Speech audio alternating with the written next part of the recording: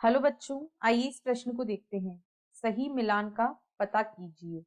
ए सरसों का पौधा सम्मुख पर्ण विन्यास, विकल्प बी सरसों का पौधा एकांतर पर्ण विन्यास, विकल्प सी अमरूद का पौधा एकांतर पर्ण विन्यास या विकल्प डी अमरूद का पौधा चक्राकार पर्ण विन्यास। इस प्रश्न की जो मुख्य अवधारणा है, मुख्य अवधारणा वह है पर्ण विन्यास। पर्ण विन्यास के जो प्रकार हैं उन्हें यहाँ हम देखेंगे। तो सबसे पहले पर्ण विन्यास का क्या तात्पर्य होता है। जो तने या शाखा पर पत्तियों के लगे रहने का क्रम होता है, तने या शाखा पर पत्तियों के लगने के क्रम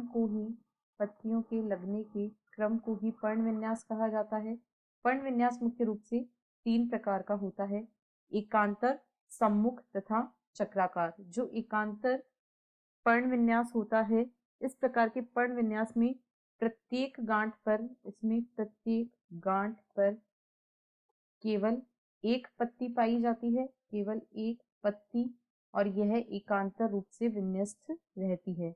यदि इसके उदाहरण देखें तो इसका एक अच्छा उदाहरण है सरसों। इसके अलावा गुड़हल भी जो है वह एकांतर पर्ण विन्यास का ही उदाहरण होता है। यहाँ हम लिखेंगे सरसों तथा गुड़हल।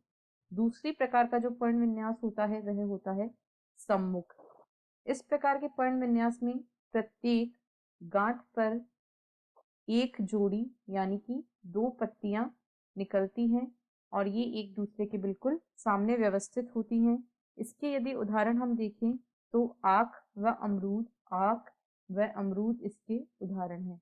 और एक और जो पर्ण विन्यास मिलता है वह होता है चक्करदार पर्ण विन्यास में एक गांठ या एक पर संधि पर 2 से अधिक पत्तियां पाई जाती हैं। 2 से अधिक पत्तियां जो होती हैं वे एक गांठ पर पाई जाती हैं।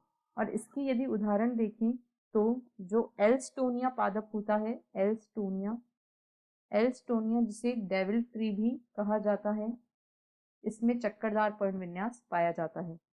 अब यदि हम विकल्पों को देखें तो विकल्प ए में कहा गया है सरसों का पौधा सम्मुख पर्ण विन्यास, यह गलत है। सरसों के पौधे में एकांतर पर्ण विन्यास पाया जाता है, ऐसा विकल्प बी में दिया गया है, इसलिए विकल्प बी इस प्रश्न का सही उत्तर है। सी में दिया गया है अमरूद का पौधा एकांतर पर्ण विन्यास। अमरूद के पौधे में ना तो एकांतर और ना ही चक्राकार पर्ण विन्यास होता है, बल्कि इसमें सम्मुख पर्ण विन्यास पाया जाता है, अतः विकल्प बी इस प्रश्न का सही उत्तर है। आशा है आपको प्रश्न समझ आया होगा। धन्यवाद।